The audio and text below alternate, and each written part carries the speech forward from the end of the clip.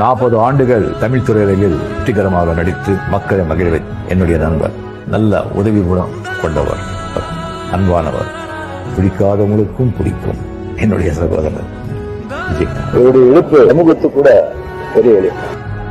ஏன்னா நம்ம எதையோ ஒண்ணு நினைச்சு வெற்றி காணணும்னு போயிருப்போம். இதெல்லாம் சின்ன மேட்டர். இதுன்னு இல்லை, எதையுமே ஒரு சில்லற மேட்டர் தான். இப்ப ரோட்ல நம்ம வீடு பக்கத்து இருக்காரு, என்னங்க உங்களை பார்த்து போறான், நீங்க அதை கவனம் செலுத்தினீங்கன்னா நீங்க எதை நோக்கி போறீங்களோ அதை அடிபட்டு.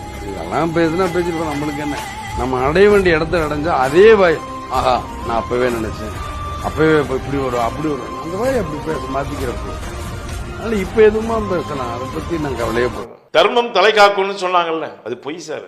அவனை ஏன் இப்படி ஆண்டவன் வச்சிருக்கான்? அப்படிலாம் வந்துடக்கூடாது சார். அவனுக்கு அவன் சம்மர் ஷாட் அடிக்கிறவன் சார், அவன் செவுத்துல ஏறி அடிக்கிறவன் சார், 1 கிலோமீட்டருக்கு ஏறி எம்பி குச்சி அடிக்கிறவன் சார். நல்லவன் சார், ரொம்ப நல்லவன் சார். அந்த வானத்தை போல மனம் படைச்ச மன்னவனே, பனி துளிய போல குணம் படைச்ச தென்னவனே, மஞ்சளிலே ஒரு நூலெடுத்து விண்ணுக்கும் மண்ணுக்கும் சம்பந்தம் உண்டுன்னு சொன்னது யாரு? அது மன்னவன் பேரு. அந்த வானத்தை போல மனம் படைச்ச மன்னவனே, பனி துளிய போல குணம் படைச்ச தென்னவனே.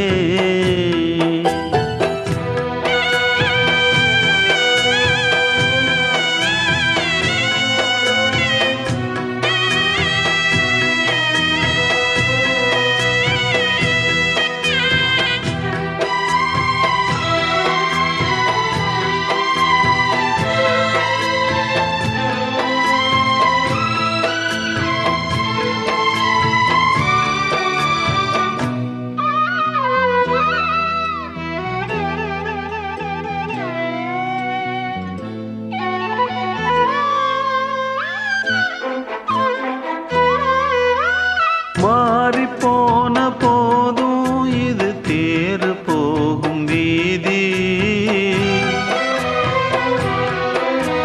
வாரி வாரி தூற்றும் இனி யாரு உனக்கு நாதி? பாசம் வைத்ததாலே நீ பயிரை காத்தவே. அதான் பேட்டி கொடுக்கும்போது சொன்னேன், நான் அழிந்தால் நான் மட்டும்தான் அழிவேன், உங்களை அழிய விடவே மாட்டேன். நான் நல்லா இருந்தா உங்க எல்லாரையுமே நல்லா இருக்கும். வந்து கேட்டு